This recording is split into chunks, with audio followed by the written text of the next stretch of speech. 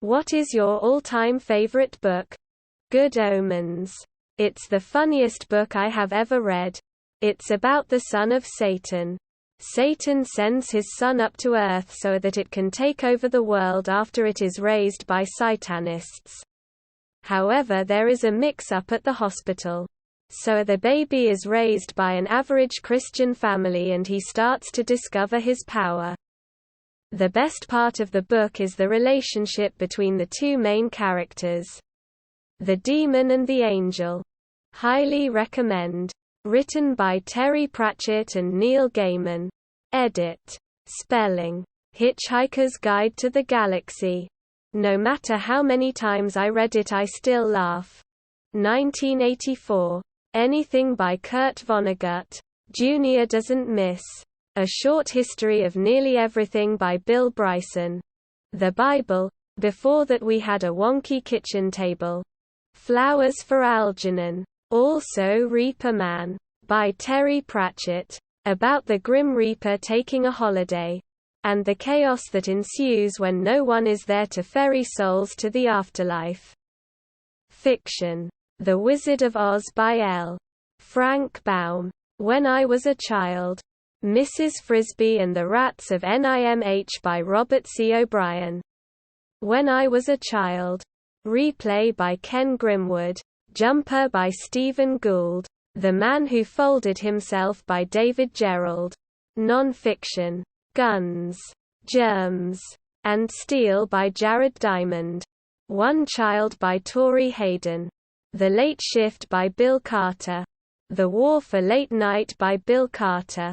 Book about the paranormal. They may be non-fiction. They may be fiction. Time Storms by Jenny Randalls. Alien Agenda by Jim Mars. The Gods of Eden by William Bramley. Borderlands by Mike Dash. Blood Meridian. A very graphic book. Greater than a legion of horribles. Hundreds in number. Half-naked or clad in costumes, attic or biblical or wardrobed out of a fevered dream with the skins of animals and silk finery and pieces of uniform still tracked with the blood of prior owners. Coats of slain dragoons.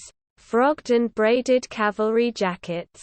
One in a stovepipe hat and one with an umbrella and one in white stockings and a bloodstained wedding veil and some in headgear or cranefeathers or rawhide helmets that bore the horns of bull or buffalo and one in a pigeon-tailed coat worn backwards and otherwise naked and one in the armor of a Spanish conquistador. The breastplate and pauldrons deeply dented with old blows of mace or saber done in another country by men whose very bones were dust and many with their braids spliced up with the hair of other beasts until they trailed upon the ground and their horses' ears and tails worked with bits of brightly colored cloth and one whose horse's whole head was painted crimson red and all the horsemen's faces gaudy and grotesque with daubings like a company of mounted clowns.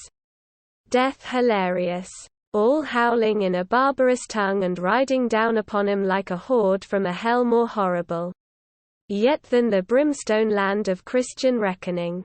Screeching and yammering and clothed in smoke like those vaporous beings in regions beyond right. Knowing where the eye wanders and the lip jerks and drools. Boxcar Children No. 1. The Curious Incident of the Dog in the Nighttime.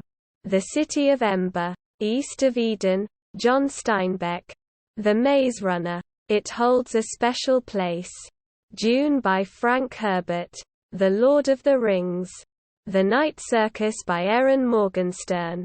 Will send me on an emotion roller coaster every time.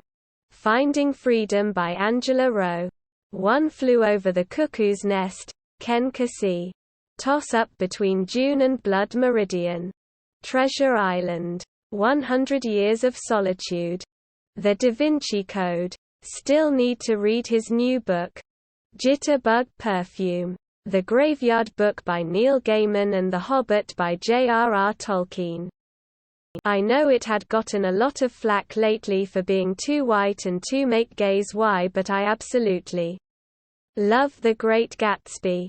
For its time it does suck an amazing job of snapshotting social dynamics and power struggles. Good Signs. The book is the funniest I've ever read. It concerns the satanic son. Satan sends his son to Earth to be reared by Satanists so that it can eventually rule the world. But there is confusion at the hospital.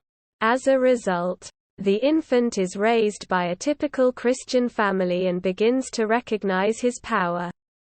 The interaction between the two major characters, the demon and the angel, is the book's strongest feature. Highly advised. Terry Pratchett and Neil Gaiman are the authors. Edit. Misspelled. A Dirty Job by Christopher Moore. I grew up on Beast Quest and I still read it. So I guess it'd be Furno the Fire-Breathing Dragon. Or Epos the Winged Flame. Player of Games. Ian M. Banks. I've owned it in paper twice. As I left my original annotated, signed copy in Helsinki after a holiday. Also have it on Audible. I've read it every year since I first got it. And I was still noticing things I hadn't gathered on a first read the fifth time through. Basic plot: genius game player gets bored of games. Gets blackmailed into traveling to a far-off empire where a game dictates social standing and jobs, etc. Intrigue ensures.